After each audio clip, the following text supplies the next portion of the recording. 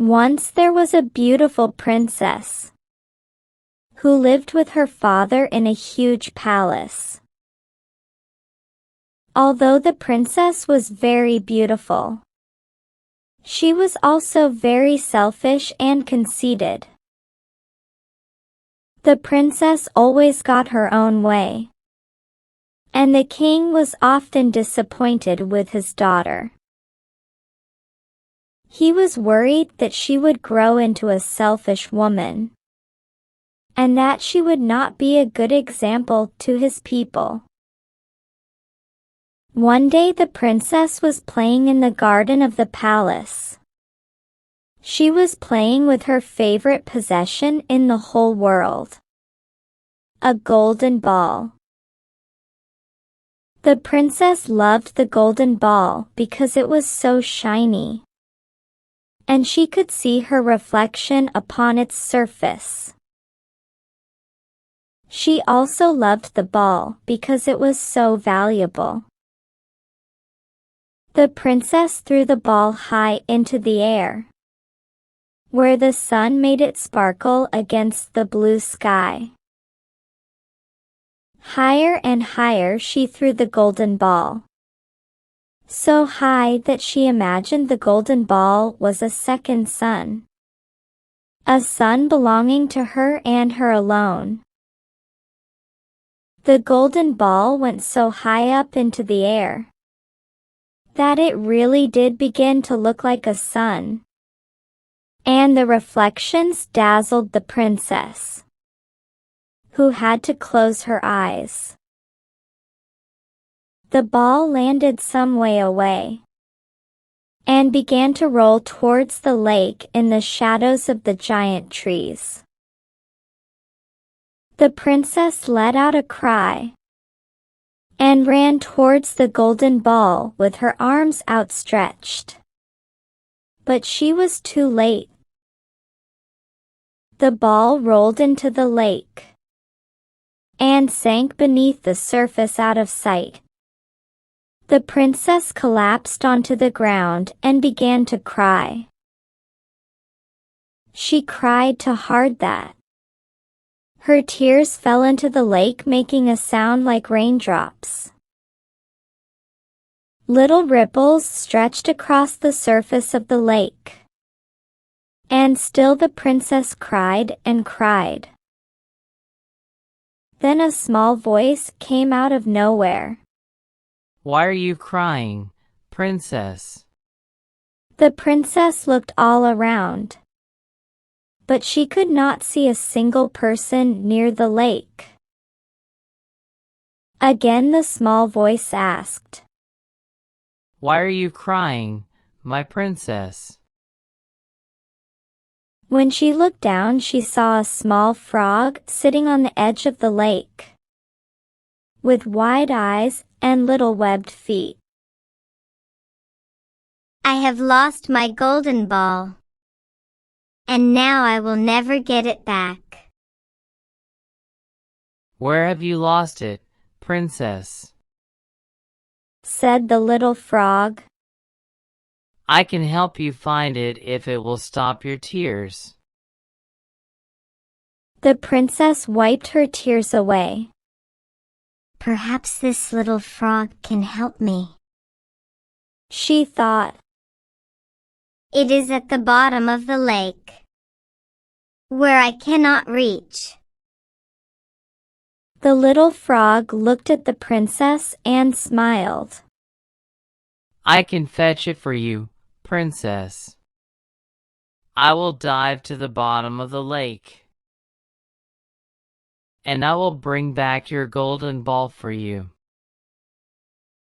The princess was delighted by the news and also smiled. But before the frog jumped into the water, he wanted the princess to make him a promise. "I will promise you anything, if you will bring me back my golden ball," said the princess. "I want you to take me with you back to the palace and be my friend. If you promise to do this, Then I will dive to the bottom of the lake and find your golden ball." The princess agreed right away. And so the little frog jumped into the lake and swam all the way to the bottom, where he took the golden ball in his mouth. The ball was very heavy and the little frog struggled to get back to the surface. Eventually, he appeared on the edge of the lake and dropped the ball onto the grass at the princess's feet. The princess took the ball and held it to her chest and laughed with glee. Then she ran towards the palace, leaving the frog behind. "Wait for me!" cried the little frog. "You promised to take me with you." But the princess ignored the frog, forgetting all about her promise. All she could think about was how happy she was that she had her golden ball. And she knew it would be dinner time at the palace. And she was hungry. The princess only ever thought about herself. And the poor frog was left alone on the edge of the lake. Later that evening, the princess and the king were sitting down to dinner in the palace. The princess did not spare a thought for the frog, or for the promise she had made him. Then there was a knock at the palace door.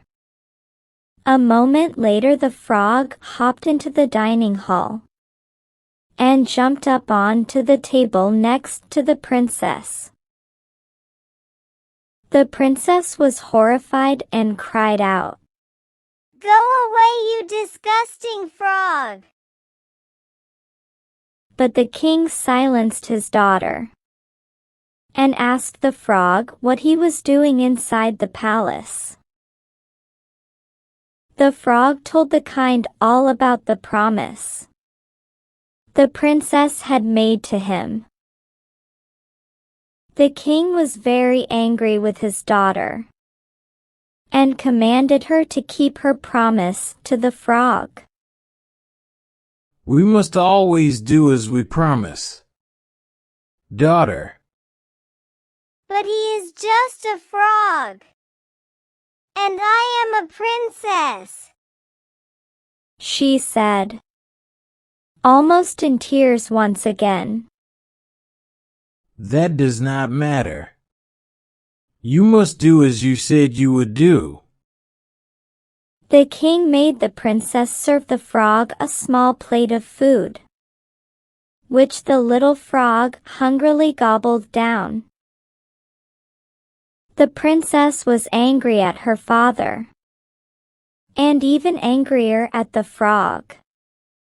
She thought it wrong that a frog should be inside the palace, eating at her table with the king.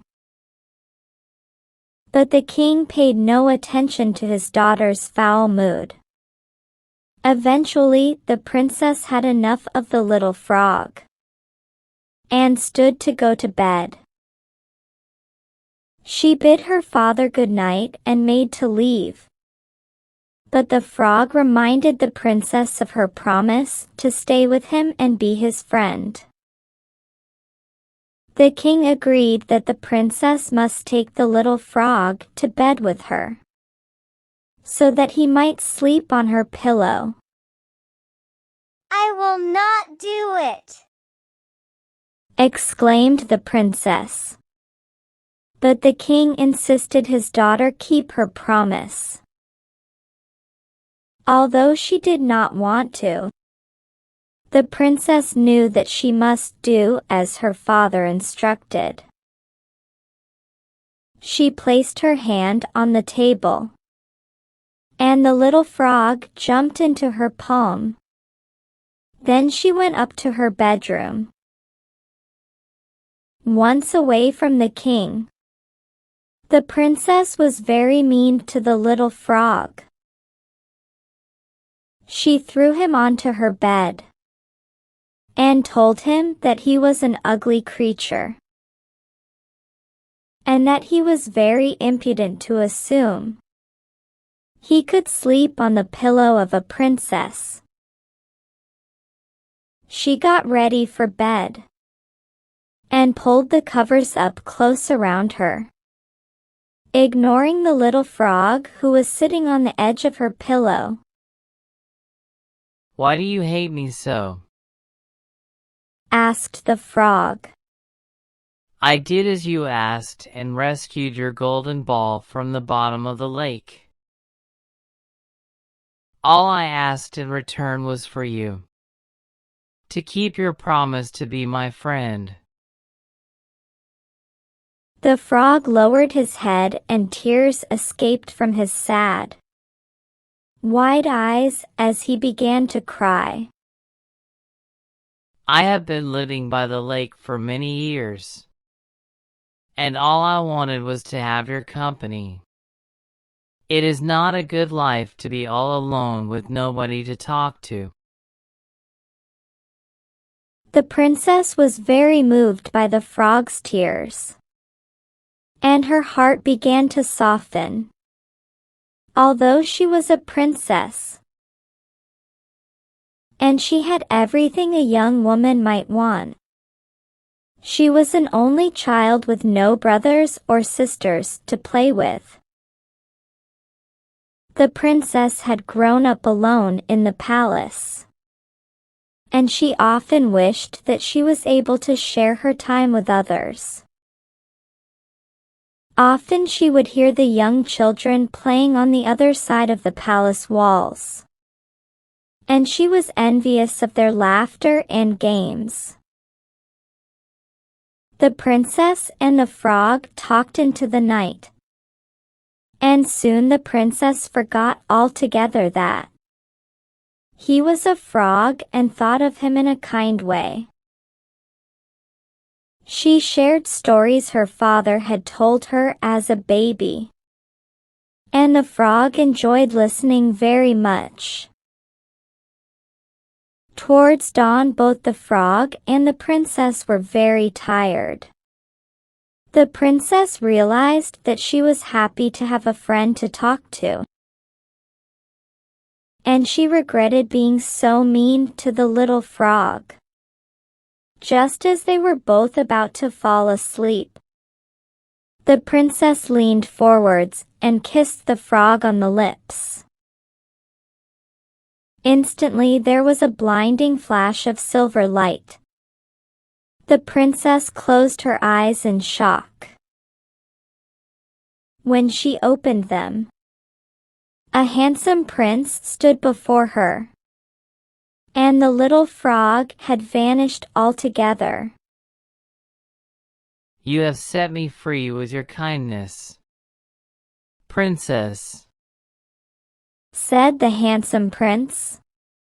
"You kept your promise, and you befriended me even though I was just a frog." The very next morning the prince asked the king for his daughter's hand. The king agreed at once, and the young couple were wed in the palace grounds next to the lake, beneath the shadows of the trees. From that day forwards the princess was a changed person. She knew how important it was to keep a promise,